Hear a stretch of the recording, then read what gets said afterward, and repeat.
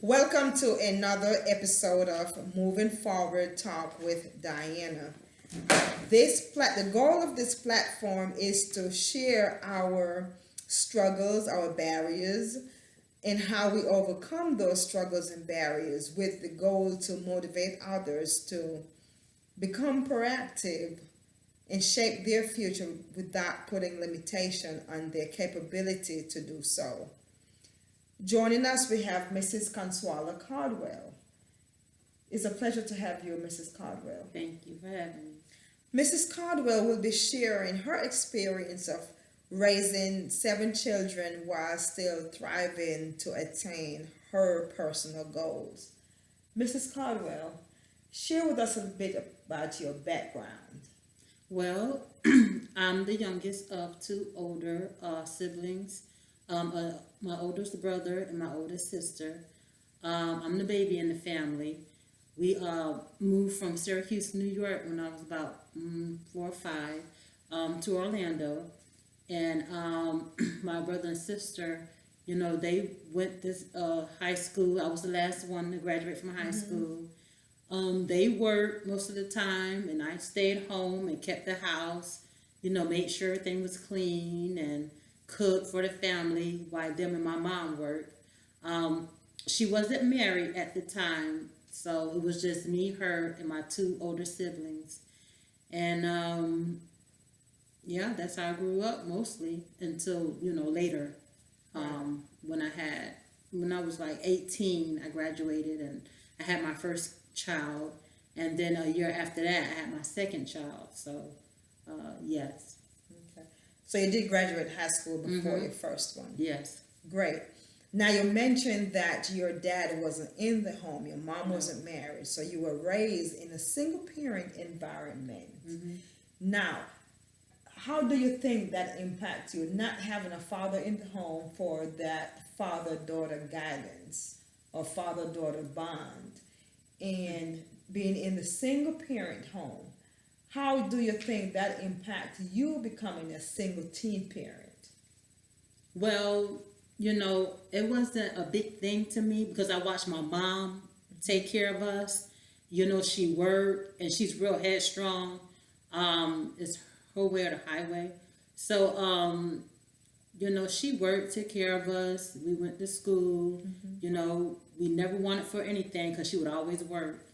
And so, being a single parent, I knew that it was important to have, to at least be married, but I didn't, it wasn't a big thing to me because I grew up without a father figure, being in the home. So. And really, I can relate to that because I grew up without my father. And I have watched others over years raising kids on their own, watching mothers raising kids on their own. So it actually became as nothing to me when I was doing it on my own. But it is said that when you're raised in a single parent home and then you become a single parent, it's like a cycle going around. Now, how do you think that will impact the decision that your oldest kids who were in a single parent home before you got married, how do you think that will impact them? Well, I'm not sure. I know right now they don't even want kids. They're saying we're not having no kids. You made us not want kids. But that can change. They're still young. They're only in their 20s, early 20s. But I don't know. Right. But I heard you say that they have already said they don't want kids. You cause us not to want children. Could that be because of some responsibilities, some parental responsibilities that were laid on them from a very early age? Yeah, that's exactly what it's from. Okay. Yeah, because it was a lot of pressure on them to make sure their brothers and sisters, were fed, were bathed, clean, made sure the house was clean. And, when I got out of work, I expected that to be done. So, yeah, it has a huge impact. And as teenagers growing up, we start to make plans, set our goals. By this age, I do want to have this accomplished. By this age, I do want to have another milestone successfully completed. Before you actually start having kids, did you set any goals, and how you becoming an early parent impact those goals that you had in mind for yourself? Yes, when I graduated high school, I had goals, but you know they had to be on hold once I had my first kid, and so I went on with the goals, but it was later. It wasn't right away, because right after I had the first one, I was pregnant again the next year with the next one, Right. and so the goals didn't come till later, till after I got married and everything. And that is what we're trying. One of the goals here is to have others to also realize that sometimes our goals are put on hold because of circumstances, because of decisions that we made. However, those barriers that we now face do not have to cripple our future. We just need to focus and work hard, because if you remember, and I heard Pastor Young spoke last year at a scholarship banquet, and one of the things I remember that he said was, only in the dictionary does the word success comes before work. So our barriers shouldn't cripple us. We should identify those barriers and put in the work to overcome those barriers. How is it in the home with 7 kids, and there are at least 4 or 5 of them are in school at the same time? How was it to ensure that they're being pushed, or they're being encouraged, they're being kept at that grade level that they need to be? Well, I always would tell them, because, of course, looking at other family members that struggle, and a lot of stuff on the television, I always would tell them, you don't want to be like that. Right. That's why you want to kind of do right in school and stay focused, and keep your head in the books and not the girls and the guys, because they're real smart. It's just that the staying focused part, Stay focused. because you can be real smart, but then you just you ain't got you ain't got nothing going. But you're smart, but you ain't got nothing going. So,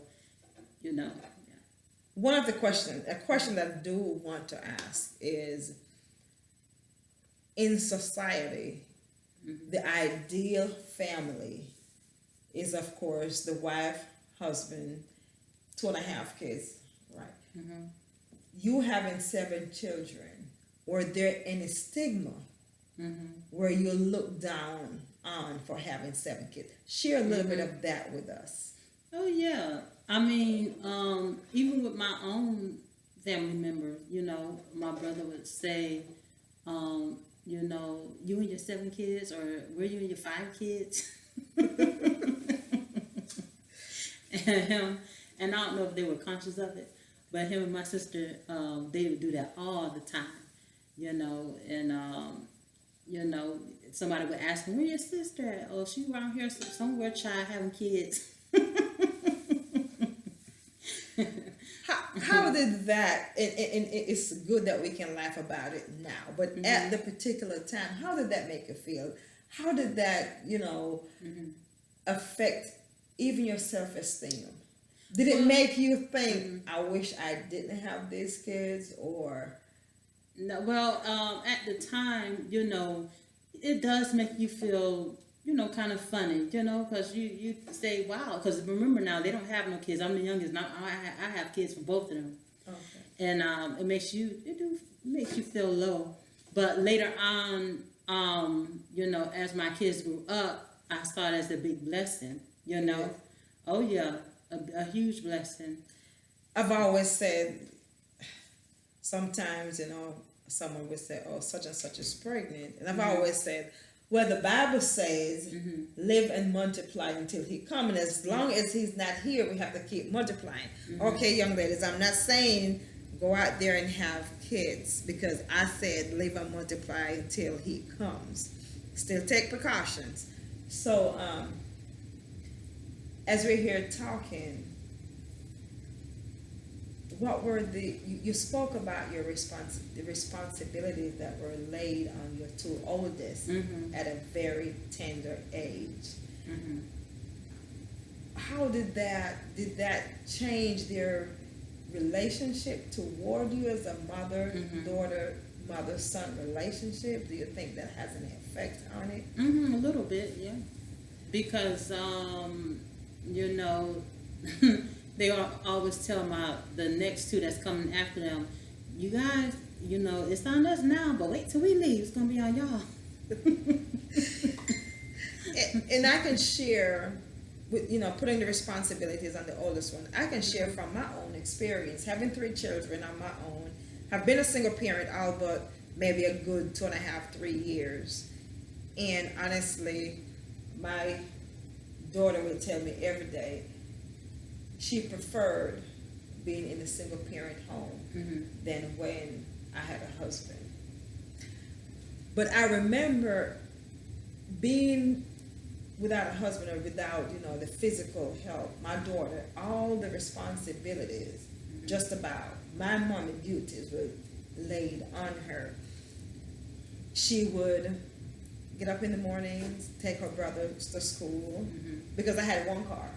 And because I had 1 car, I know that I wasn't going to be able to pick them up from school. So she would have to drop them off at school. She'd drop me off at work first, drop her brothers off at school, then go to school, and she'll do the whole thing again in the evening. Get out of school, pick them up, then pick me up from work. Then when she get home, I'm going to a 2nd and 3rd job. So she'll ensure that homework is done, they're fed, and they're ready for bed. And there are times when she'll say, I don't want any kids because I raised kids, or I know what I'm doing, I can raise any kids.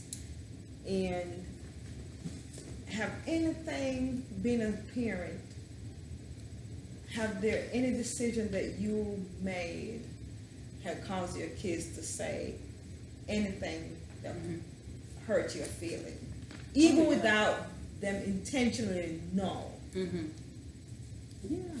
Oh yeah. Share something. You know, even just saying that, we don't want kids, and you taught us we don't want any. Yeah. Stuff like that. It does hurt your feelings, because you think, gee whiz, am I so bad? I have to share this one thing. And I know my son was about 10 or 11, maybe 11. And I'm sure he was just speaking his truth. He had no idea that it would hurt my feeling, or as he would phrase it, I would get in my feelings. I was coming home, we were in the car together, and we were having a conversation about why we call the pastor's wives First Lady. We were listening to a church, and I don't remember whose church we were listening to, but they referred to her as First Lady, and he asked me why, and I said, don't worry about that part. I am your First Lady. In my house, I am your First Lady. And he said, so what is the definition of a First Lady? And I told him, a First Lady is the first lady who you met while you at birth, the one that took care of you. And I started to list some stuff that I thought that I did. And he said, hold on, Beth. He said, if that is the definition of a first lady, you're not my first lady. I said, well, who is your first lady? Who took care of you? And he said, Tiffany. Tiffany is my first lady. And he went on to tell me everything that Tiffany would do. He said, Tiffany dropped me off at school. Tiffany fed me my breakfast. She picked me up from school. She bathed me. She took care of me. She said, he said, Tiffany raised me. That is my first lady. Mm-hmm. And even though I don't think he intentionally meant to hurt my feeling, Mm-hmm. I was so hurt because here I am, that was supposed to be my responsibility. Mm-hmm. I was supposed to form that bond with him when he was 1, 2, 3, 4, 5. Mm-hmm. And I failed. Within myself, I failed. Mm-hmm. So yes, being a single parent home does have its pros and its cons, but what we don't allow it to do, we don't allow it to cripple us from Right. moving forward and becoming who we aspire to be. Before we wrap up, it is moving forward. So what are your plans moving on the next stage of life? Well, I do a lot of writing. My next plan is I want to be a children's author, write books for children, inspirational poetry, which I have already started. I just don't have Awesome. it published. But I have a whole bunch of poetry, and so yeah, eventually I want to do that. And you know, I have already published a book. Mm-hmm. And if you haven't yet purchased one of my books, it's called Moving Forward, You Like Me Can Overcome. And I will support you. I will help you in whatever way possible Thank that you. I can. What would you say to our young ladies? I would say stay focused. You Mhm. know, it's okay to have a boyfriend, but don't make him your focus. Keep your focus on your work. Keep your focus on your goals. You know, take care of yourself and work hard and have that mindset. As long as you have the mindset, you'll do it. And what would you say? So, you meet a young lady, Mm-hmm. 2 or 3 children, and she's young, and she's just stagnant because Mm-hmm. of the children. She believes, or she probably do not have that support system Mm-hmm. to assist her in moving forward in life and improving herself. Mm-hmm. What advice would you give to her? I would tell her to just, you know, because sometimes when you have a lot of kids, it is hard. You know, especially when they're young, because you have to do so much. But from time to time, take time out by herself and get some paper and write down exactly what she wants and just move toward, you know, slowly. And, you know, and pray and God will help, you know. Pray and ask God and He'll be there and He'll help, you know, and just, that's going to help her stay focused. It's a pleasure. It was a pleasure to have you share your story, and I hope Thank you. someone will be motivated from your story. And I would just like to leave this with you as you continue your path is to trust in the Lord with all your heart and lean not unto your own understanding. In all thy ways acknowledge Him, and He shall direct your path. Amen. And wish you the best of luck as you Thank you. continue to progress. Thank you.